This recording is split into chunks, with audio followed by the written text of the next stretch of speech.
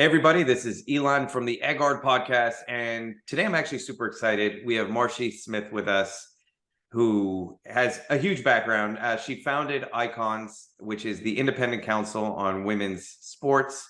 Tell us a little bit about your own sport background, just so you can catch us up on why you're so passionate about it. Sure. I started swimming when I was 6. Dove across the deep end, touched the wall. My first race won a blue ribbon, and that was it for me. So I was hooked on swimming, tried many different sports as a young girl, but ended up sticking with swimming. I got a full collegiate scholarship to the University of Arizona to swim on the team there, where I was the captain. And my junior year, I was fortunate enough to win a Pac-10 and NCAA championship title in the 100 backstroke.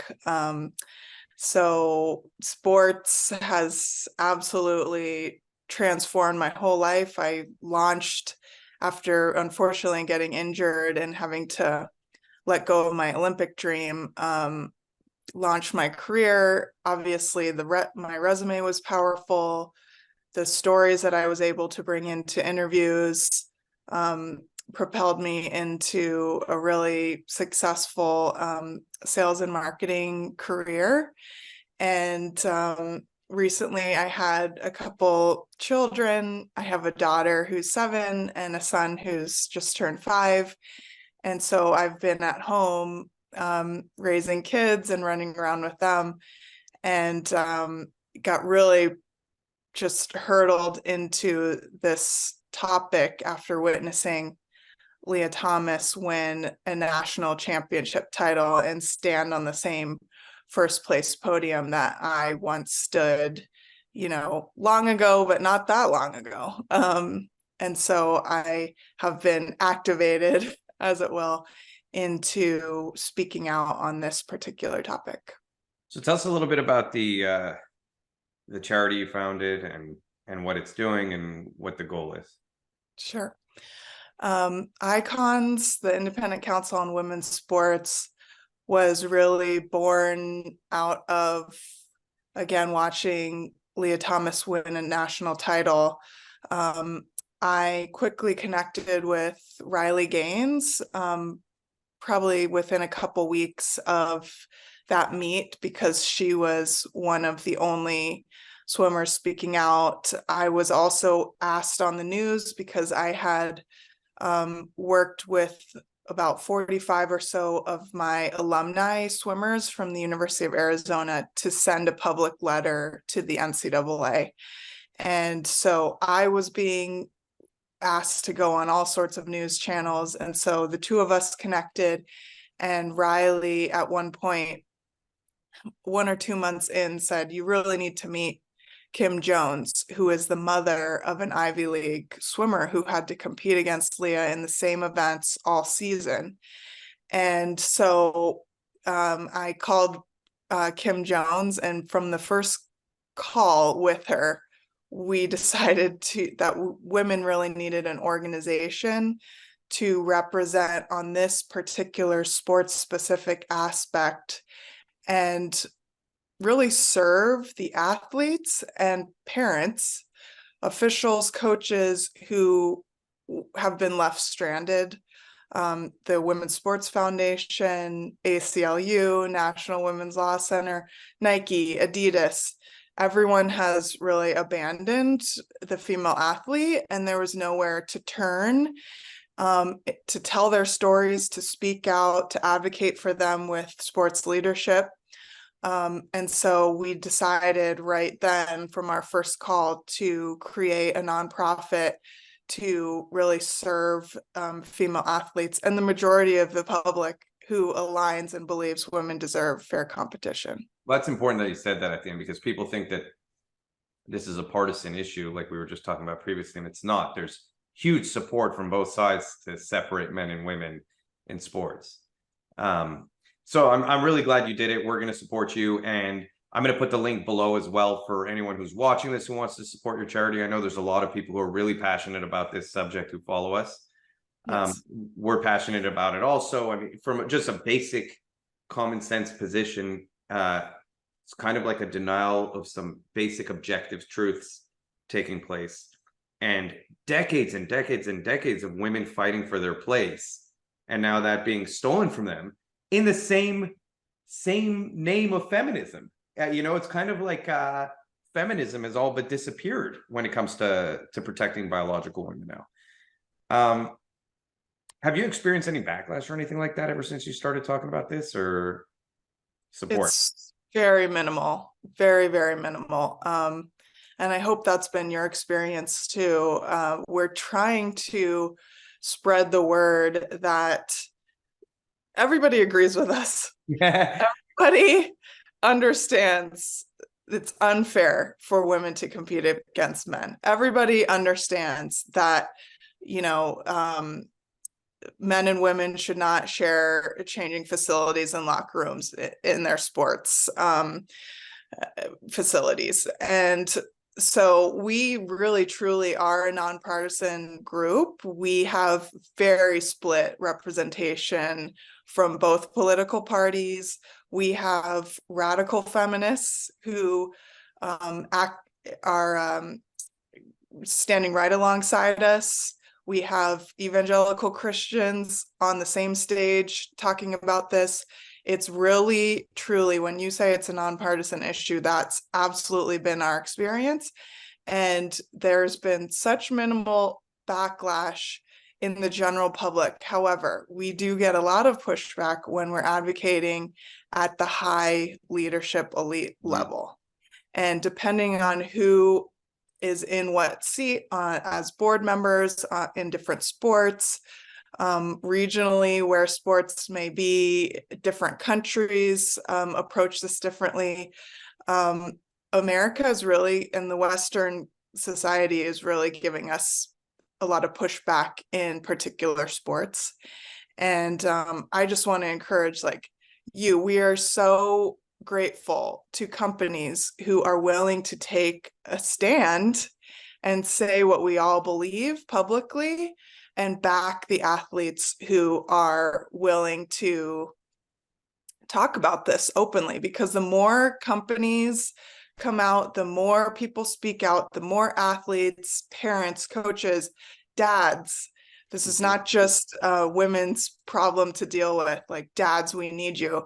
The more chatter there is about the topic and open we are, the more people realize, wait a second, everybody does agree with us. And actually, for companies to take a stand and sponsor athletes and encourage them and make a bold statement like you guys have done, I think ultimately will also return dollars. I mean, I don't know what your experience has been, but there is a market that people are just dying to hear from companies who want to support women and girls.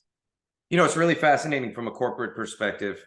We did have a really good response when we put out that ad. We also get a very small percentage of people who are extremely vocal, who send us death threats, who contact every person we've ever worked with and say we're right-wing, transphobic, white supremacists. I'm apparently been labeled a white supremacist numerous times, even though my dad's a survivor of the Holocaust whose family was killed off and my mom escaped Iraq.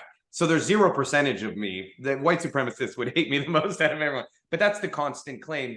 And more importantly, they also sent emails to every celebrity we work with or anyone we've worked with in the past to label us this way so that they would stop working with us. And we got lawyers' letters saying we have to remove people's pictures from the website. So this is what it taught me. It taught me that a majority of people have our position, have a common sense position, but it takes a very, very small percentage of the population to be very vocal and aggressive and really just try and destroy you for people to comply, like these bigger celebrities, just to say, I don't want to have a problem, or I disagree with their position. They better take me off their website. And even investment banks like BlackRock, investment firms like BlackRock and Vanguard are openly saying they're pushing for social engineering. So there's a deep problem in corporate America and Hollywood and all these, like you're saying, at a higher political level.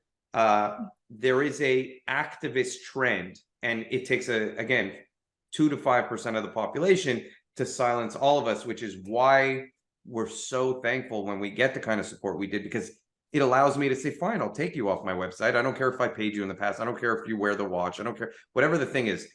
And to lose that batch of customers, because I gain a whole new batch of customers. So it is absolutely necessary. And I'm not saying that because I'm a business owner. I'm saying it because I want to see the positive social change where these investment firms don't have the power. I want to see it go in that direction where people do vote with their dollar, and support the companies that do this, because they do need, I'm saying it not to get support. If you're watching this, give to the charity, don't give to me. But I am saying that if you do see companies that stand up for what you believe in, it's important to support them so they can continue to do so. So yeah, we have a very similar experience. We just get that kind of other legal end of things, which is shocking. And kind of sad, and it makes you understand why all these companies are kind of scared and just do what they're told. Yeah, it's really unfortunate, but we're kind of like, I'm feeling at a cusp because we've been gaining so much momentum. Now there's 23 states who have supported women and girls in their state in federally funded institutions and schools. So we're split kind of 50-50 across the country. We have several court cases where female athletes are bringing, like the Connecticut high school runners. We've ourselves written a legal demand letter to the NCAA and pursuing a lawsuit in the NCAA against discriminating against female athletes and violating Title IX. You see constantly in the news, sports stories. We are getting reached out to all the time by coaches and mothers and athletes who are experiencing this across the country in all sports and all levels, who are now finding us so that we are able to tell their stories. And so the awareness, you hear less and less that this doesn't happen and that this isn't a real problem, because we're just being bombarded by examples now. And so the more, I think, momentum we keep building, the more wins we have. This is ultimately unsustainable. It just is. We cannot have our women's Olympic team in the future be completely dominated by men. This will end. This will end, but we're trying to shrink that time period as short as possible. And so I think by, us and female athletes witnessing like companies being able to support and sponsor, Riley Gaines should be on Bud Light's next commercial. That would be my turnaround if they were to ask me to be CEO of, Anheuser-Busch. But they're so far gone that I don't think anything they do will seem authentic. They're just in a bad spot. They're in a really bad spot, but that's good. Yes. To show other corporations, like, you dare not align with the 2% that are throwing death threats at you. You need to really back women and girls here, because it is not only legally correct, but also just the right thing to do, ethically correct. And so we're just really grateful. I know that a lot of athletes and parents that we've spoken to have your little necklace and that's amazing. Shared your commercial far and wide. So thank you so much for doing that and taking a stand. No, of course. And thank you for doing what you're doing. We're going to continue doing it. I mean, it's not even like I said, I think that the denial of objective truth in society has far more long-term consequences that we're not even thinking about than just the immediate effect on women's sports. I think it's the complete erasure of women and everything that women have fought for. So it's even deeper than just, we're calling mothers birthing people or egg carriers. That's literally happening right now. And so the sport aspect is something that was so obvious to me, because since the beginning of sports in the United States, we've understood that we should separate men and women because there's certain biological advantages in certain sports. And it's just such a common sense position. I have an interesting question, and I think that, like, you kind of touched on it, but Just recently at I don't remember where it wasn't Miss Universe, but the owner of Miss Universe now is a trans person, and they had like Miss Denmark, maybe it was, I can't remember where it was, and it was a trans person who won, and no women spoke up about it on stage, none of the contestants. And Riley Gaines is very, very special because she's an anomaly in the sports world, and so that, she shouldn't be an anomaly. Why do you think there's so many people? Am I dark again? Wow. Okay, third time's a charm. I'm now on a different webcam again. So people are going to watch this and see three different. It's fine. But the information is gold that you're giving. So I'm sorry about my technical difficulties. Why do you think there are so many women who kind of in those positions who have to just smile and clap when an opportunity is taken away from them? Why do you think they remain silent like that and even support it? Yeah. Sometimes women line up on the line in a running race or a cycling race, and they have no idea that they're competing against a man because you're just at the starting line, right? So Yeah. if they're not aware, how can, I've heard from multiple girls like Hannah Ahrensman in cycling who finished the race and went to congratulate the competitor who beat her, and only in speaking to them realized, oh my gosh, you're a man, and was totally taken off guard. In cycling, if you don't show up to your podium to take a picture, you are fined. So you have to pay money if you don't show up. Yeah. So, I think that in cycling, it's the most prevalent sport. We have over 55 men competing in women's cycling, just that we know of, including in the NCAA. This past weekend, another male athlete is cycling collegiately. So there's those instances where you just have no idea. And in other cases, women are sponsored. We've worked with a lot of professional women who are experiencing this, and their sponsors have told them, we'll either flat out drop you, or kind of even more manipulative, they'll say, we believe we align with you, we believe the same thing, but just don't take a political stance on this. And so we just don't want our athletes speaking about a political topic. And that's enough to get them to say, you know what, okay, they're not telling me I can't speak freely, right? But they just don't want me to be involved. And so it's safer if I just not say anything at all. That keeps a lot of women silent. And then there's sports like fencing. We're about to drop a story about 4 male fencers who have been medaling in national and world championships in fencing for over 10 years. And their board members are activists on their social media. They actually bully mothers and athletes speaking out on social media. And so they're so open about it that the athletes know you dare not say anything, or else, a lot of these girls in that sport are headed to Ivy League schools. Your entire future and career could be over.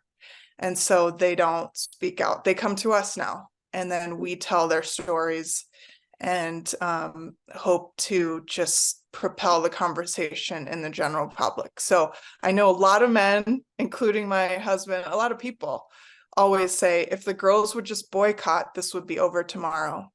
And what I will say is many, many girls have boycotted. Many women have not shown up. Many have quit the sport. Many have been injured and retired completely. Do you know about them? And the answer is no, you don't. So we don't hear the story.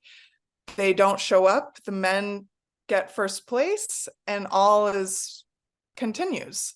So boycotting is a sensitive topic because it has to be done in a really public way. And a lot of women are just not prepared, or able to do that at that time. I'm so happy you said all of that, because even from my perspective, I've never taken the perspective like go boycott. I've taken the perspective speak out, say this isn't right, still go compete, but say it's not right. But you've explained it in a way that, yeah, if you're a young girl who has her whole life ahead of her, and this is going to destroy your scholarships, your sponsorships, and every opportunity you have, again, just because of a small percentage of the population that's able to manipulate everything to the point of getting you to silence yourself, it makes total sense. And I think people don't realize how big a problem it is, because I've debated this with my friend, one of my buddies, and he's like, well, show me all the women who are losing their spots. Show me all. I want to see an exact list of everyone. I'm like, it's not that there's no one putting it out. I mean, now that I'm talking with you, I'm so thankful that you're doing that. And I guarantee you there's so many women who have lost opportunities who probably didn't even know yet where they can go or what they could do. So, that's the common defense I hear. Oh, it's an isolated thing. It's first of all, even if it was 1 out of a million, 1 out of a million would be too many. Because when we talk about any form of violence or any form of unethical behavior, or any form of tragedy, the answer is never, if there's one school shooting, that is one school shooting too many, right? Why can't that same logic of something unethical happening? I'm not comparing it to a school shooting, but I'm saying that if something unethical is happening, why doesn't the same standard apply? Why isn't one women's event being completely dominated by men enough for people to say this isn't right? That's all it should take. It shouldn't take 500. So it's so weird to me that that's even the defense to begin with. If it's wrong, it's wrong. If it's wrong once, it's wrong twice, it's wrong 100 times. You don't need to wait for it to happen 100 times. So I've just heard I that. would say it has happened 100 times. It's just does the public know? We hear the personal stories. If you go to icons_women on our Twitter, that's where we're breaking a lot of stories consistently across sports, where reporters know to come if they want to see up to date. The problem with keeping lists is there's not enough time in the day for me to actively update lists. This is how common it is. Wow. So if you throw a sport at me, I can give you an example. There are high schools in California that have 4 athletes competing in one single high school on girls' teams, 2 champions in Southern California at the same school. The state championships, track and field, they had 2 boys in one race that didn't show up to the state championships because we helped to tell the story that this is happening in one particular race. And we had mothers show up and say, save women's sports, this is not right. And it made international news. And so, I mean, we have to help people to be aware, but the response of like, show me where this happens, that is ignorant at this point. So we have the examples, but is that person willing to accept, yes, this is happening everywhere? Even once is too many, I agree. But this is pervasive now across the country. See, I didn't even know the extent that you're describing. I didn't know it was taking place. And I guarantee you most people actually don't. So we need to help you however we can to get that message out, because I think that's the most important thing. I could talk to you for hours. I actually want to bring you back on when I have a normal setup and I'm not traveling and doing this chaotic kind of, it's unprofessional. I apologize for that. But I really want to keep in touch. I want to see how we as a company can be involved with you however we can. I think what you're doing is super. You're the first. I mean, there's other organizations I've talked to who are trying to help women in sports, but you're the first one I've seen who is really trying to catalog in a really cohesive way, because that's right now, awareness I think is step one, and I think that's the most important thing. So I love that you're doing that. I love your approach. So I really just want to thank you. If there's anything else you want to mention before we cut this one off, but definitely I'm going to have you back on as often as you like, and hopefully people support you. Thank you so much again. Our website is iconswomen.com, ICONS, women.com. We have a lot of petitions that you can sign to different particular sports. If you go on to join the network and give us your information, we reach out regionally when, for example, state representatives are holding press conferences or hearings that you can show up to that we'll invite you to. We like to stay in touch and keep you up to date on with newsletters on this is what's happening in the news this week on this topic. Follow us on social media, icons_women, and we have a incredible database on our YouTube channel. We just did a Denver International Women's Summit where we had every expert across the globe come and speak on their particular expertise on this issue. We have 3 days of presentations. So if you want to be educated and learn more legal science from the athletes themselves, psychological perspective, go to our YouTube channel. And I would say for you guys, my biggest ask of any company who wants to align is just support the women speaking out. Keep doing what you're doing. Create your incredibly beautiful commercials. We need to tell the emotional impact of women and girls, which you have done, because we hear that from the other side, but we're not hearing it enough from how does this impact little girls? And so I just thank you again for having me and for doing what you're doing. Well, we're going to keep it up. And thank you.